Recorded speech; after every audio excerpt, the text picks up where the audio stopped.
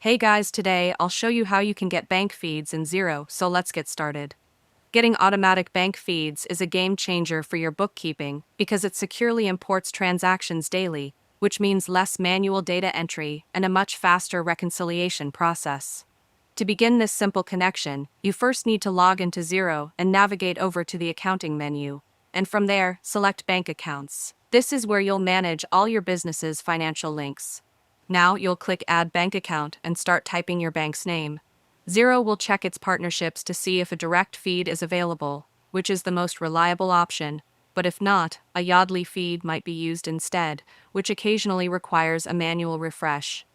Once you select your bank, Xero will securely redirect you to your bank's online portal. This step is crucial for security, and you'll use your regular online banking credentials and complete any multi-factor authentication, giving permission to share transaction data with Xero.